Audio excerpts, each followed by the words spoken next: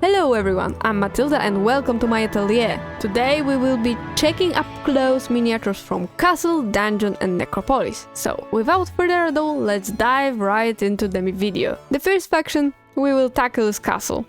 On the reverse of this building part, we can see the name and color of the faction, along with some characteristic units. You can see how well the style of the castle is preserved. It's mighty looking. If you played the game, you can see the resemblance to the buildings from the computer version. Look at the detail of this hero's miniature. It's looking like it's from the Knight class, I think, because if you're not familiar, every faction has two classes of heroes, of course. One is more connected to fighting skills and the other to magic skills. You know, might and magic. For Castle, it's Knight and Cleric, and this one looks more like a Knight. Specifically, it reminds me of Lord Hart. The horse looks on the heavier side, the shield and the clothing of the horse look really well put together. Next up is what looks like, to me at least, the Cleric hero. It resembles the hero named Atelier, but there are many heroes that look close enough. The figurine is also really nice detailed, the horse's pose is also eager, but this horse looks more like a classic warm-blooded horse. You know, horse not as strong but more agile than cold-blooded horses. I really like that this hero has a magic book at her waist and a really nice looking cape in a more dynamic state. The first tier unit, Halberdier of Castle. First of all, it looks really nice, with great details and pose. I don't like the chipped blade of the halberd, I know that's more my thing, and that crest on the chest is a great touch. The marksman. I really like how the crossbow looks, really sturdy, and that the quiver with bolts is lower around his hip on the opposite side of his main hand. Overall, it's a really good looking miniature. The menacing looking royal griffin, starting to fly using his hind leg. My obvious favorite of all the units in Castle. The strong lion tail, what else could it be, as its hind parts are all lion, as a griffin should have. The sharp open beak with front legs of an eagle raised, ready to strike. What a magnificent creature. The wings are right up with strong muscles and the big feathers. Again, I'm awed by this miniature representation. And also, the detailed ground with these boulders, just great, magnificent. If I had this creature for a pet, I would smooch it every time I could. A heavy armored knight, the Crusader, looking strong and unstoppable. Great posing, and the design of the armor is balanced, just right between looking great, but also functional. Not over detailed or too cool. The pauldrons with nicely sculpted griffin faces, the griffin crest on the chest, and the chainmail peeking under the tunic all look good. It's impressive all around. Zealots, the magic shooter of castle units, a really bold move and a nice idea with this ball of magic stuck to the unit's chest. From the front it looks like it's floating. I hope I can make it work from the sides. It may not be as easy to ignore that chunk of plastic connecting to its chest. I really like the vibe and lifelike representation of the different textiles on the hood and tunic. Really nice. Right up next is the champion, the heavy armored horse and knight right on it. The horse has a lot of nice details on the armor. I'm really happy to see these different, diligent, intricate details. The griffin crest on the shield looks great. Also, I really like the idea of giving the knight a sword as well to help him defend in close combat, as it was normal to have while riding a horse. Great miniature.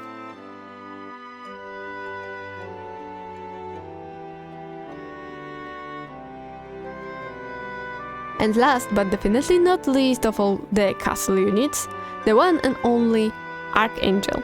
First, I need to complain that I don't like, even in the original, the Archangel's chestplate with all these muscles. I'm not a fan of it, but the miniature nailed the overall look of the Archangel unit. The flaming sword, raised in the air, ready to strike who oppose him, is just great. It's a really iconic pose for the Archangel. I'm really happy and satisfied looking at it. I'm really happy with this Archangel. Alright, so that's it for castle units and hero miniatures. I really like them, and my favorite of these is, of course, the Royal Griffin, followed by the Champion, Archangel and Zealot.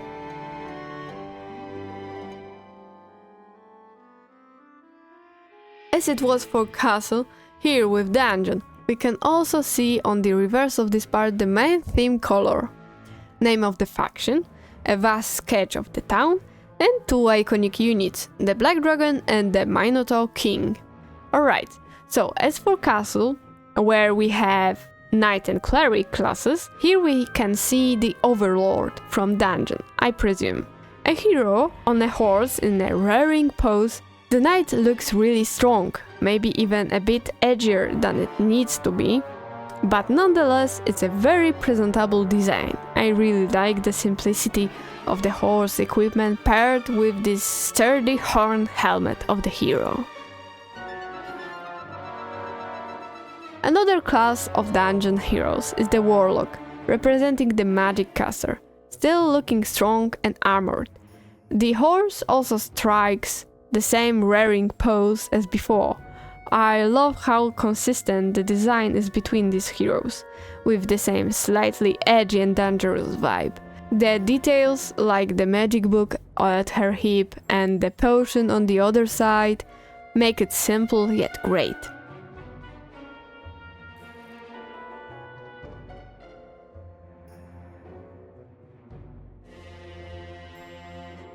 And now, the first tier unit of dungeon, the one and only Infernal Troglodyte, also lovingly known as the Spicy Cucumber.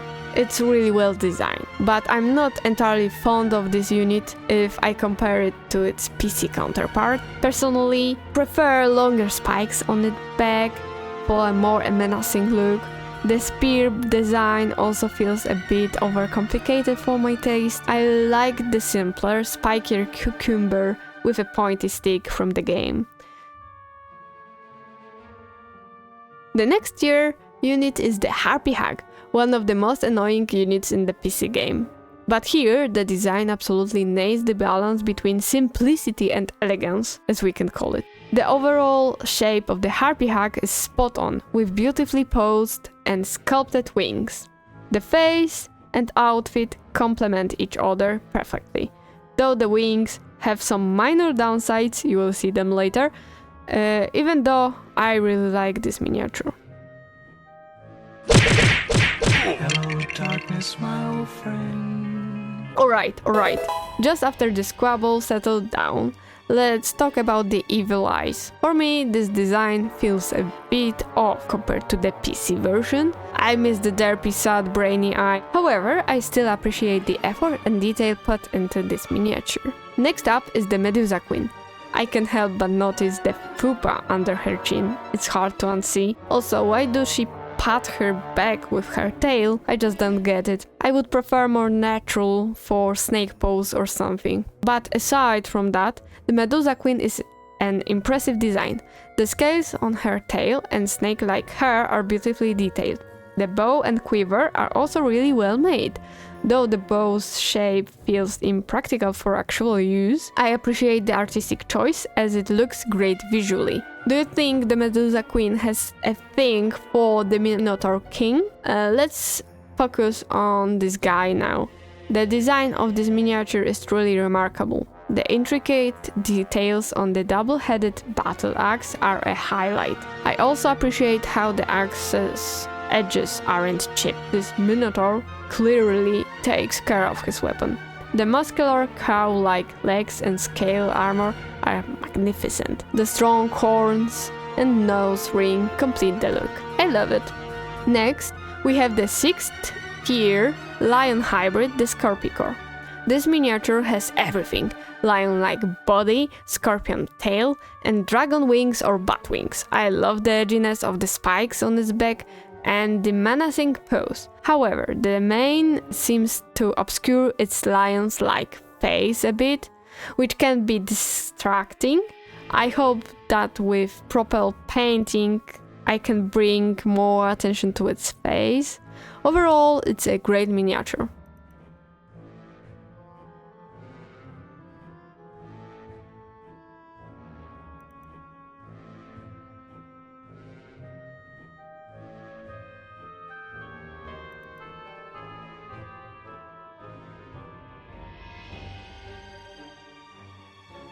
And finally, the iconic black dragons. This miniature is massive. It towers over the first tier units from Castle or Necropolis.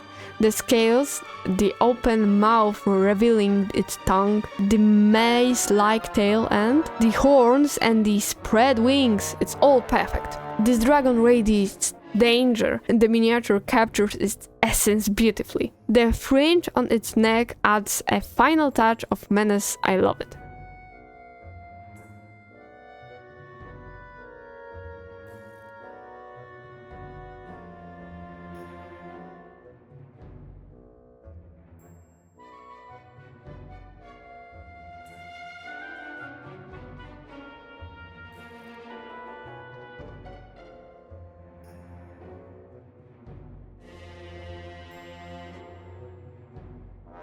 I really like all the units in dungeon, but my favorite are the Black Dragon, Minotaur King and Scorpicar.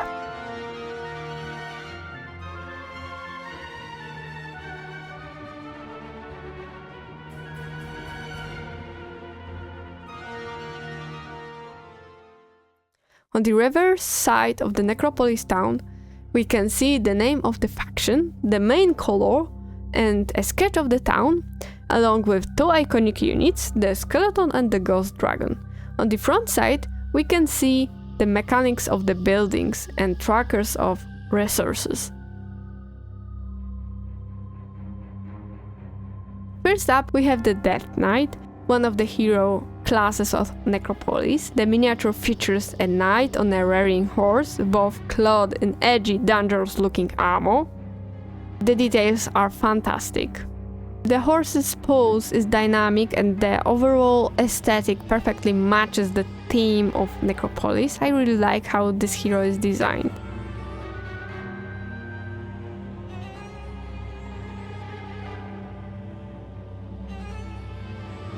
Next, we have the Necromancer, the second hero class of Necropolis.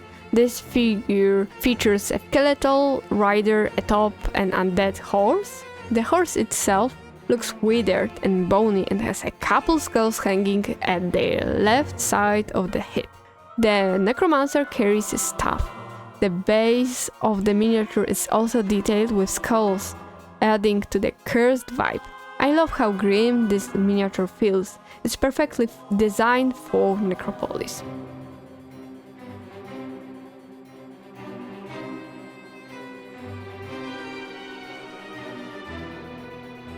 The first tier unit of Necropolis, the Skeletor Warrior.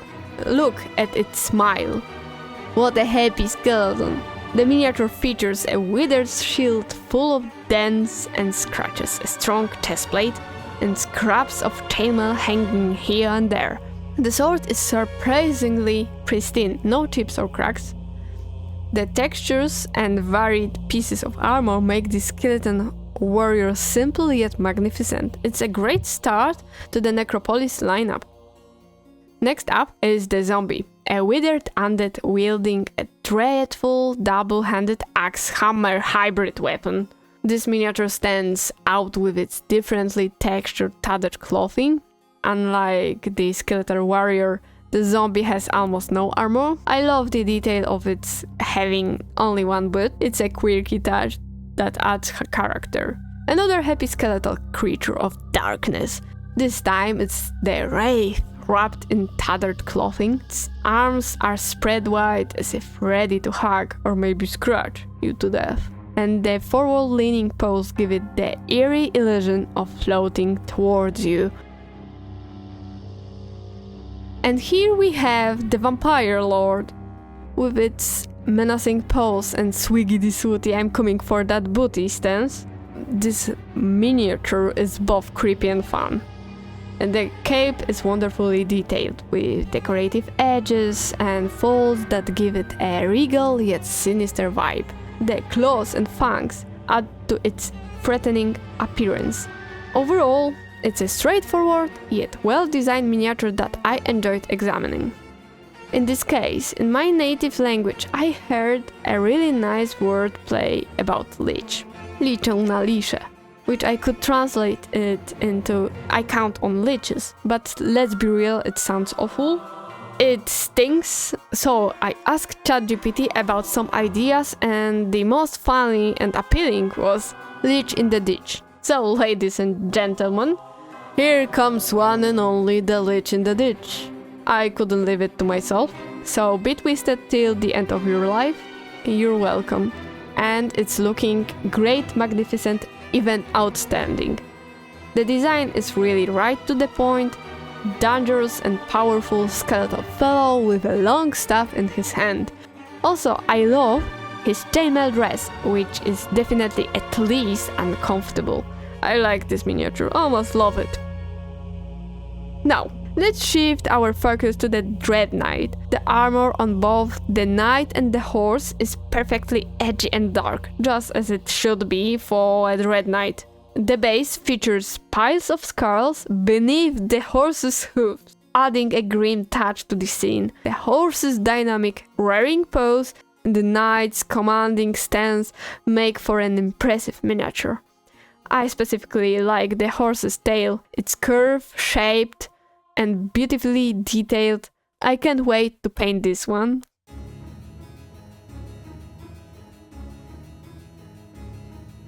And last but definitely not least, we have the Ghost Dragon. This skeletal beast is made entirely of bones, being more accurate, ghostly bones, with tattered wings and exposed ribs that add to its eerie presence. Its pose is proud yet menacing, perfectly capturing the essence of the 7th tier Necropolis unit. At first glance, I thought it might look too pointy, but the design has grown on me, you know? I'm absolutely in love with this miniature. I'm not sure how I will paint it to make it look ghostly, but I'm excited to take on the challenge. For Necropolis, my top favorites are the Ghost Dragon, the Dread Knight, and of course the Lich in the Ditch. All the miniatures have a wonderfully grim aesthetic that fits the faction perfectly. I love examining all the miniatures from Castle, Dungeon and Necropolis. Some stood out more than others, but overall the designs are fantastic. I'm curious, what do you think of these miniatures? Do you have a favorite? Let me know in the comments. Thank you for watching. If you like this video, hit that like and subscribe button. Also leave a comment. You can check my other social media out like Instagram. Links in the description. And see you next time. Bye bye!